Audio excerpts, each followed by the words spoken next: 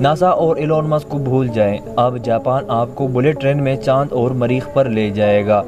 Japan कुछ ऐसा करने की मंसूबाबंदी कर रहा है जो नासा या एलोन मस्क ने अभी तक करने की हिम्मत नहीं की।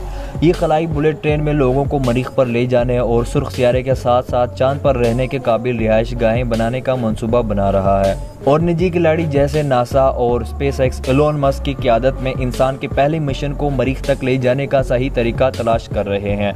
ऐसा लगता है कि जापान इन लोगों से बहुत आगे है। जिस मुल्क ने दुनिया को बुलेट ट्रेन की शक्ल में तेज़ तरीन ट्रेनें दी, वो अब कुछ इस तरह की इश्तियाल अंगेज़ मनसूबाबंदी कर रहा है। इत्तलाआत के मुताबिक जापान खलाई बुलेट ट्रेनें बनाने का मंसूबा बना रहा है जो लोगों को चांद और मरीख तक ले जाएगी। जापान ऑक्सीजन और ग्रेविटी के इलाकों और इसके अलावा मुकम्मल रहने के काबिल रिहाइश गाहों पर भी काम कर रहा है। दी वेदर चैनल की रिपोर्ट के मुताबिक जापान मरीख पर एक मसनूई खलाई माहौल बनाने का मंसूबा बना रहा है जिसमें इंसानों के लिए ज़मीन जैसा माहौल हो जहां वो रह सकेंगे और वो भी वहां के मुकामी फ़िज़ा को नुकसान पहुंचाए बगैर।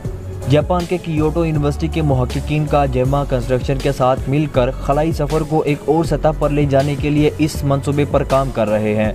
एक इंटरप्लेनेटरी बुलेट ट्रेन के लिए हेक्सागोन स्पेस ट्रैक सिस्टम नामी ट्रांसपोर्टेशन सिस्टम भी काम कर रहा है।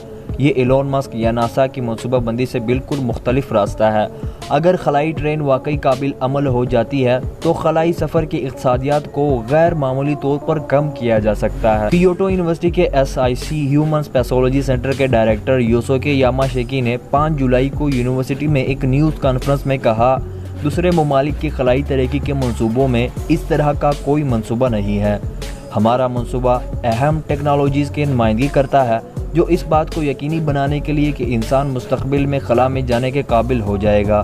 जबकि मरकज़ के एक प्रोजेक्ट एसोसिएट प्रोफेसर और काजेमा के एक सीनियर मुहक्किक एक बड़े जनरल कंट्रैक्टर तोकोया ओनो ने कहा, जैसे जैसे खला में रहने का ख्याल ज़्यादा हकीकत पसंदाना होता जाता है, कम ग्रेविटी का मसला और बढ़ता जाता है, जिससे मैं बदही तौर पर वाकिफ़ हूँ। ये एक ऐसा मसला है जिस पर हमें काबू पाना चाहिए। हम इस मंसूबे को हासिल करने के लिए पुरअज़म हैं, लिहाजा ये इंसानों के लिए मुफीद होगा। मुहक्किकीन के मुताबिक मंसूबा 2050 तक मुकम्मल होने की उम्मीद है, लेकिन क़यास आराइयों के मुताबिक इसमें लगभग 100 साल लगेंगे। दोस्तों, आपका इस बारे में क्या ख्याल है? क्या जापान इस मिशन में कामयाब हो जाएगा?